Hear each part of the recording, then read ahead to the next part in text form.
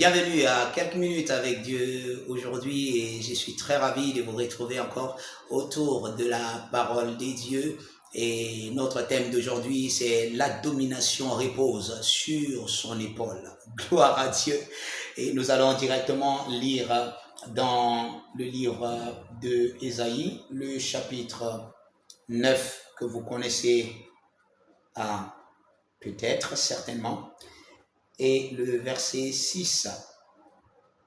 Ésaïe 9, 6 dit, « Car un enfant nous est né, un enfant nous est né, un fils nous est donné, et la domination reposera sur son épaule. On l'appellera admirable, conseiller, Dieu puissant, Père éternel, Prince de la paix. »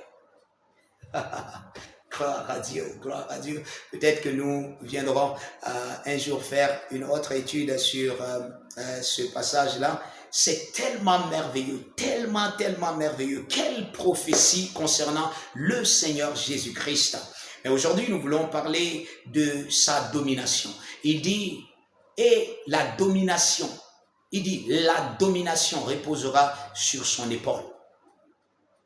Pourquoi il n'a pas dit sur sa tête? Si on veut vraiment parler de quelqu'un qui a la domination, qui a l'autorité, mais on parle de la tête. Mais ici, la prophétie est tellement précise. Cette prophétie parle, n'est-ce pas, du corps de Christ. Et la Bible appelle l'Église le corps de Christ.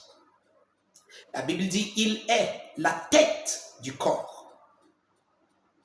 Le corps, c'est l'Église. L'Église est le corps de Christ.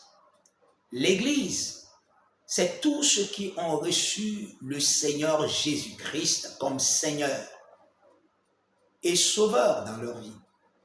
Vous avez accepté sa Seigneurie. Vous avez reçu sa vie, son salut. Alors, vous êtes devenus membres de son corps, qui est l'Église. Membres de son corps. Alors, la Bible dit ici que lui, sa domination, il dit, et la domination, il dit, la domination reposera. Il dit, domine sur toutes choses. La Bible dit, ceux qui reçoivent l'abondance de la grâce régneront, ils domineront dans la vie.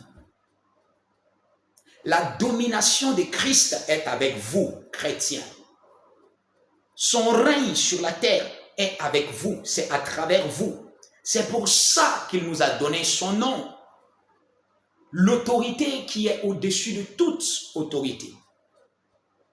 Le nom de Christ règne sur la terre.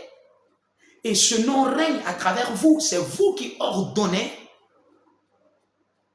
C'est vous qui exécutez. Vous savez, l'Église exécute, n'est-ce pas, le plan de Dieu sur la terre. Aujourd'hui.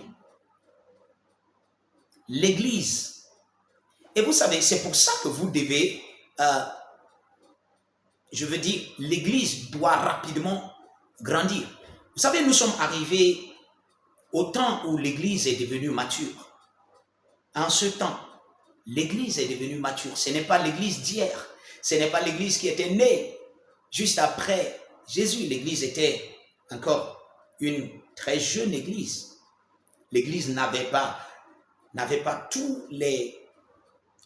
toute la connaissance. C'est à l'établissement de l'Église, le Saint-Esprit est venu et le Saint-Esprit a commencé maintenant par révéler des choses à l'Église. Mais nous, aujourd'hui, nous ne sommes pas à l'état où l'Église est en train encore de faire ses premiers pas. Non. Nous avons les écrits des apôtres. Nous avons les écrits des prophètes. L'Église a mûri aujourd'hui. L'Église est en train d'arriver à son temps de fin. Parce que l'Église a été dotée d'un temps sur la terre. Et alors, en tant que telle, Vous devez exercer la domination de Christ. C'est vous qui régnez. Vous dominez en utilisant son nom, en utilisant la parole de Dieu, en reconnaissant sa puissance à travers son esprit en vous. L'Église doit se tenir debout en ce moment. Et là, chaque chrétien a la responsabilité de dominer. Vous êtes dans le corps et la domination de Christ est sur vous. C'est vous qui dominez, qui régnez sur la terre maintenant. Parce que les prophéties ont parlé de cela. Alléluia. Que Dieu vous bénisse.